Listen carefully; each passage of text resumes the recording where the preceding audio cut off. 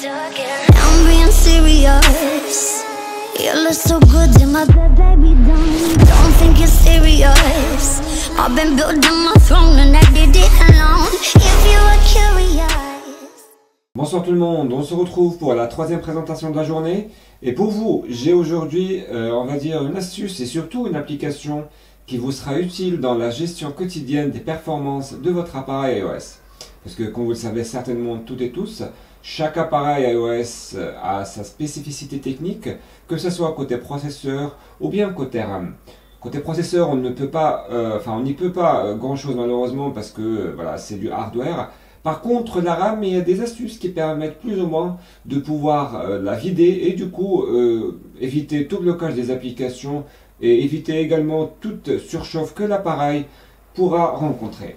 Vous l'avez certainement vu auparavant, et il y en a même quelques-uns qui faisaient cette manipulation.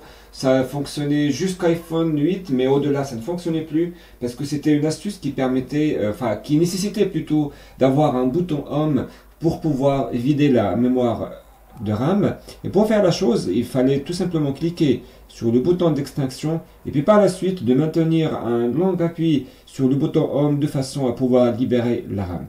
Vous avez un iPhone X, XS, XS Max ou XR, ça ne fonctionnera pas parce que vous n'avez pas de bouton Home tout simplement.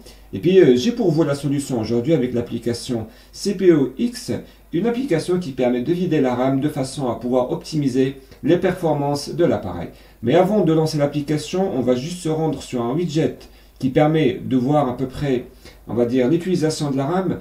Comme vous pouvez le voir par ici, je suis à 96% d'utilisation de RAM avec un cercle rouge, ce qui signifie que la RAM est intégralement utilisée et qu'une surchauffe et puis un blocage des applications peut survenir à tout moment.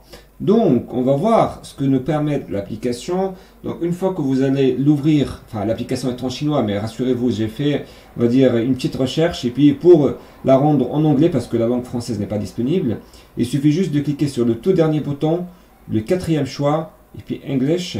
Automatiquement, l'application sera en anglais.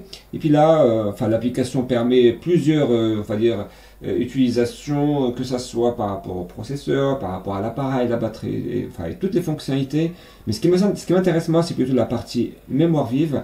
Donc je clique sur Memory, et puis par la suite, Clean Up Memory. Vous allez patienter un petit moment, et juste après, on va revenir sur le widget que je vous ai montré tout de suite, pour voir est-ce que la RAM a été nettoyée ou pas.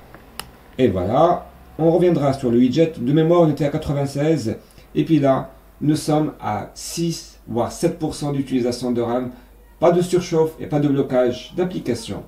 Donc c'est tout pour cette présentation, j'espère que la vidéo vous aura plu. Si c'est le cas, n'hésitez pas à laisser un petit pouce bleu, ça fait toujours énormément plaisir.